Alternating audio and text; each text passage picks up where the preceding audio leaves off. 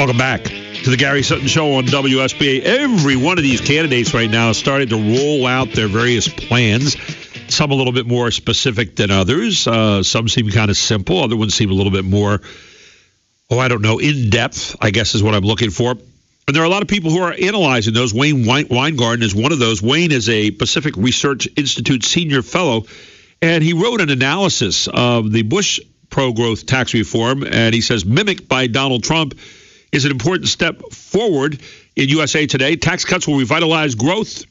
The opposing view, and we are joined this morning by Wayne Winegarden. Wayne, great to have you on the show. Good morning to you. Oh, it's great to be here. Wayne, tell me a little bit about your article and what kind of spurred you on. Obviously, we had a couple of plans put out there by Jeb Bush and also Donald Trump. And tell us a little bit about your thoughts on that in the article you wrote. Well, the impetus was really when you start looking at our economy over the past 6, 7, 8 years. And supposedly we've been in a recovery, right? And over the last 6 years, this recovery for most Americans has not felt like a recovery. And a big part of the reason is not because we had a deep financial-driven recession. It's because we've been implementing the wrong tax policies. We've been implementing wrong regulatory policies. And these policies are compounding over time and are beginning to not only sap our growth, but beginning to take an effect on kind of our faith in growth. And that's what needs to be changed. And so that's really the impetus in terms of why we started looking at this issue. You know, it's interesting when you look, and you did in your article over the past 50 years, you said you look at when there have been major reductions in federal income taxes and what that hath wrought. And you included 1964, 82, 86, 97, and 2003. And you said there have also been several rate increases, including 91, 93, and 2013. What has come out of those tax cuts during that time? Well, the great thing about those times, not only did you see overall GDP start growing, not only did you see employment accelerate, but you also, one of the things we keep talking about now, and it's actually a very depressing statistic where it is now, is our median household income, right? How is the average household doing? And when you saw after those tax cuts, you saw consistently the average household's income would go up, the growth would go up, they would do better. So during those times, the average American's wealth and income was increasing.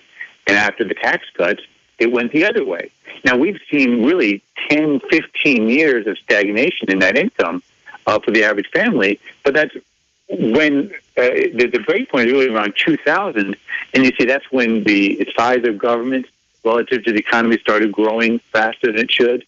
That's when, certainly since 2008, when we've seen all of the increase in regulations, when we've seen increases in taxes, when we've seen our corporate income tax become less and less competitive globally, as all of those factors start compounding, that's when we start seeing this real stagnation in the median income.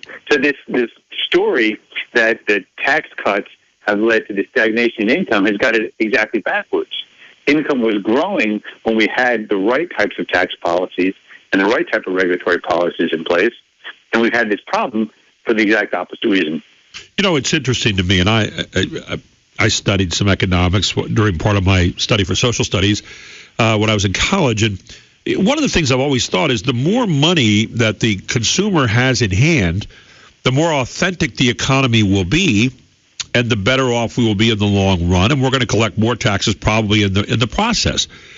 Why is it that this economics lesson is lost on many? And you hear many Democrats, I remember when President Obama was running, he talked about how tax cuts had taken us downhill and we were in terrible shape and tax cuts were bad.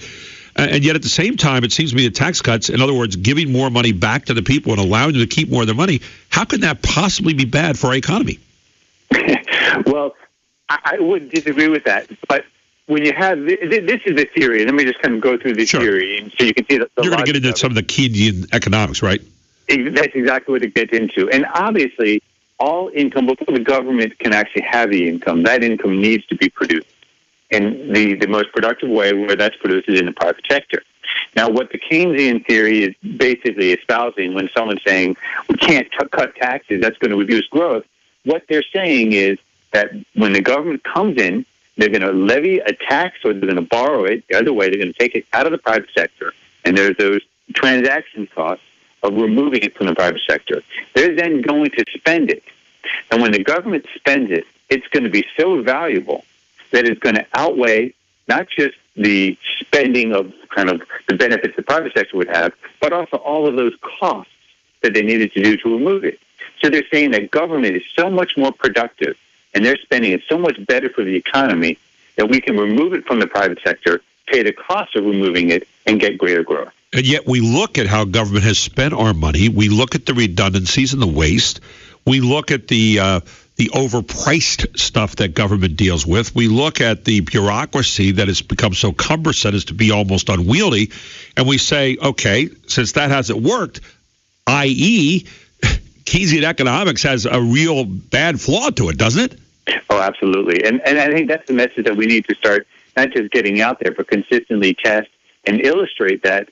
Of course, government spending in some way is very good. I mean, life would not be very good if we didn't have a police force. We need and there's all these programs that we could say make a lot of sense, and then there's a lot more programs that are out there that make absolutely no sense. Well, so there are a lot of people that want to look at this, Wayne, and they want to look at it in a simplistic way, and they say, okay, at some point in time, we all got together and we said, okay, we can't do these things ourselves. All right, so we need a government, some kind of compact here that's going to be willing to go out and provide that which we cannot provide. And normally it's going to go to the area of security. All right, so I think we'd all say that's kind of a given. Yeah, we need an army, we need armed forces, we need someone to protect our country. Okay, if we believe in the idea we still have a country, which some we'd have to start wondering about that now. But point being, we'd all say, okay, that's our starting point. Now, beyond that, what else do we need? Okay, we have some federal roads. They're going to need to be taken care of. I got that. Need to be built. Maybe we have some other types of infrastructure that needs to be taken care of nationally. Beyond that, what? And it seems like the what was everything else in your life. That's where we've gone to. Am I wrong on that? No, you're exactly right. And what's always amusing about this debate is that people who want to spend more will point to those, some very valuable road or things of that nature. They don't point to the bridge to nowhere, which obviously would have had no value. Right. And they don't point to all of these other programs that are wasting money. So you point to the good things and kind of push the bad things under the rug. I remember President Obama says he wants to grow the economy from the middle out. We then have people say, well, the Reagan economy was trickle-down politics. And then we have people say we want to grow the economy from the bottom up. What is the right approach, or is there a hybrid out there that really works much better from your experience and your look at this? I think that framing is all wrong. I mean, you don't grow an economy from the middle out. It doesn't grow from the bottom up or the top down. There's good economics and there's bad economics. And what we need is an economy that, in terms of the tax system, that raises the money that we need, no more. It raises in the least costly way to have the least burden on the private sector. And then it provides the incentives and the ability for people to go out and, produce for themselves and their families, to save for their future, to pay for their kids' college and cars or whatever else they want to spend their money. But that's the types of incentives that we need to provide. And that's not about whether it goes to the top or the middle or the bottom. It's about having the right incentives and the right ability for people to go out and live productive lives. You sidestepped my trap very well. Thank you. I appreciate that. It was a great answer. Hey, talk a little bit about Jeb Bush and Donald Trump's pro-growth tax reform. What did you see in that you liked? Is there anything in that you saw you didn't like?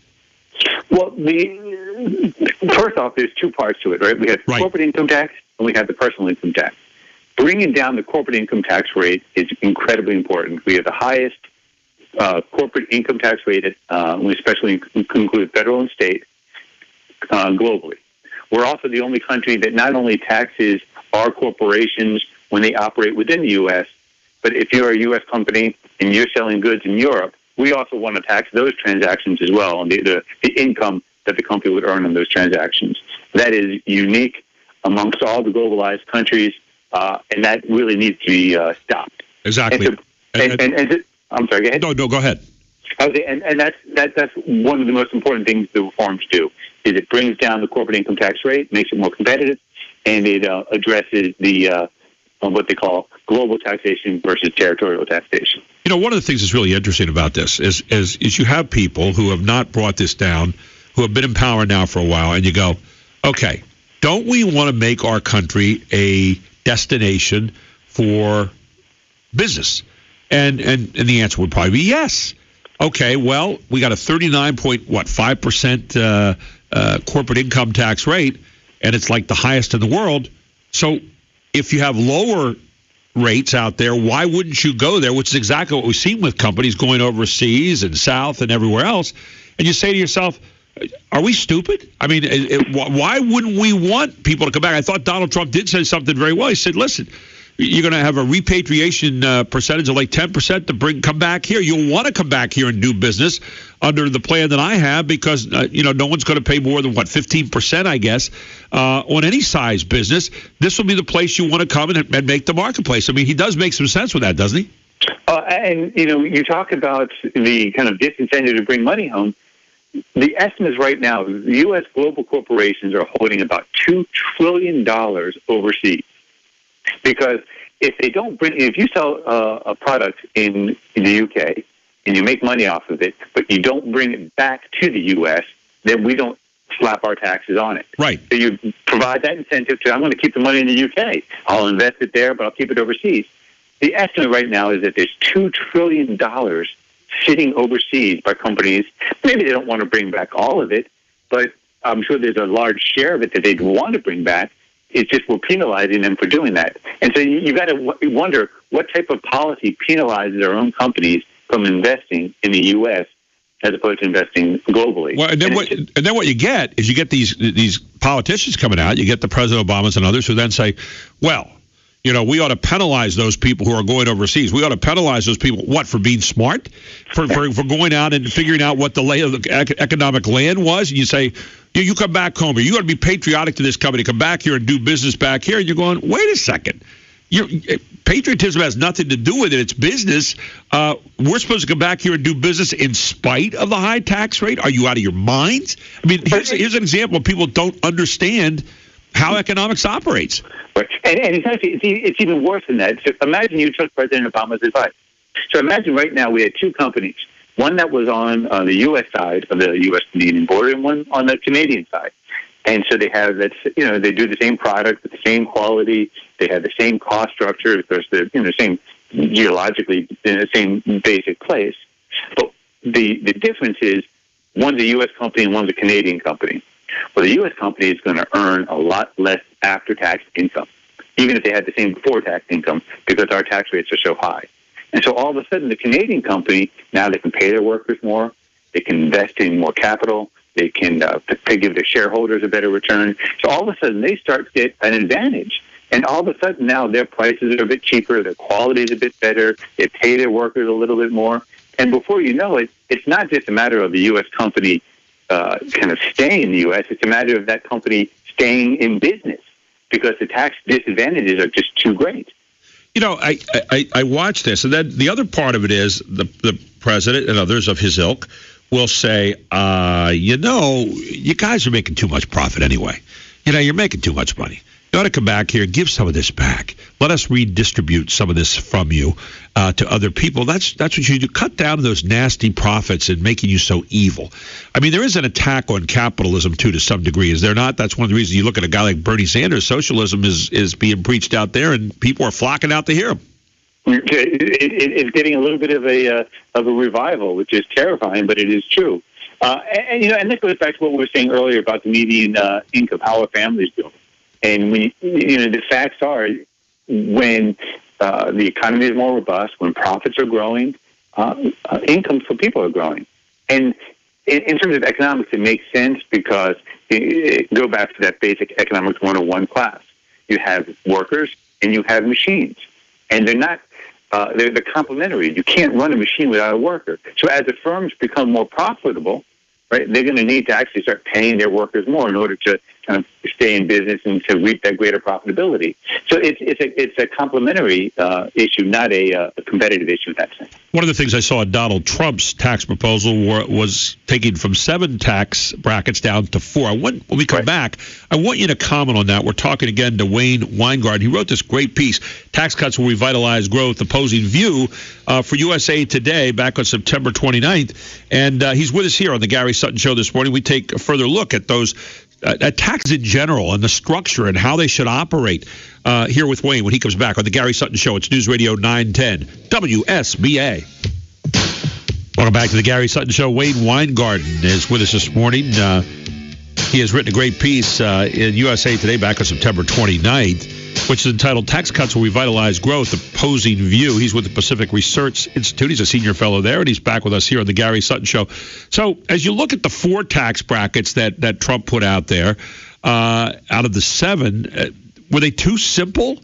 And the thing was in Trump's tax brackets too, he did hit the rich a lot more than he hit other people in other brackets, which I kind of disagree with. But I want to know about the 4 tax brackets, your analysis of Trump's individual taxes there, Wade.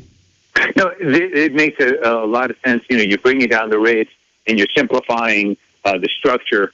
And that's a good thing. The more brackets you have, you start to create more disincentives. I guess the one theme is that the more complicated you have the tax system, the more opportunities there are for loopholes. And loopholes always kind of create special favors for those who are politically connected or wealthier, whatever the case may be. So the more you simplify it and reduce the number of brackets as a movement towards simplification, that's a good thing because you're making the tax system slightly less kind of able to be manipulated. A proposal like Rand Paul's is even better than the Trump and the Bush plan because it's a single rate, right? You have a flat tax of 14.5% on business income as well as personal income. And so that's an even simpler structure. But then that, again, on a political feasibility is a bit more of a stretch. So, the Bush and the Trump plans are a bit more of a compromise in terms of what's politically feasible versus kind of the purest best possible tax system. I'm a great believer that there are no fair taxes. The word fair and taxes should never collide in the same sentence because they're not. But I am a believer in there is a least unfair kind of tax. And when you look at something like Rand Paul's tax plan, where you say, okay, same percentage across the board, everybody's got skin in the game, is that the best we can do? Is that the best we can hope for? The idea of taxes, I thought, and again, correct me if I'm wrong on this, Wayne, I thought the whole idea of taxes was that everybody shared them in the country. Not some people get off, other people pay more. I thought it was the idea we're all Americans, and that's really what the important premise is, and so we all should be paying some kind of equal percentage. Or do we go to something where we have a consumption tax where you use, you get the amount of government that you use, so to speak, and what you buy? From a very purist perspective, you're absolutely correct. In one rate, kind of a simplified structure makes a big difference. When you start talking about consumption versus income taxes, one of your advantage over a consumption tax is it's easier to identify. One of the big problems we have with our income tax system, and this gets to both Donald Trump and Jeb Bush, when you talk about the carried interest. Right? And what type of income is that? And that really gets at the heart of the problem when you talk about income taxes. For a lot of people, income is very simple. For other people, defining what income is becomes a very difficult calculation. And so if you move to a consumption tax, you can avoid all those problems. And so that's one of the advantages. And that you have Mike Huckabee, right, who has the fair tax. And that's one advantage of his program is that you can avoid that definition of income. In terms of whether or not who should pay, generally you want everyone to have skin in the game. We also do have an issue of, do we want to have a social safety net? And one of the things that Milton Friedman suggested years ago, and I think this is where the earned income tax credit comes from, is what he called a negative income tax. So that as opposed to having all of these different programs, you create a certain level where we want a certain amount of income to be a fair amount for people to have. And so if you're not earning underneath of that, the income tax structure would give you money. And so there are some kind of arguments in favor of that type of negative income tax where it could make sense, where if you're above a certain standard, you're going to pay a flat rate, but otherwise we're going to give a helping hand to those below it. So you do get those type of complexities, but overall, your general proposition that everyone should have skin in the game. Look, everyone's benefiting from public goods. Everyone should pay to support those. When you look a little bit more at the tax proposals there that we've seen put out so far by Trump, by Bush, by Rand Paul, and others. What are the best features that you like, and what are the ones that you most dislike in analyzing those things? All the plans so far are quite good because all of them bring down the rate and simplify the structure. And those are probably the two most important things.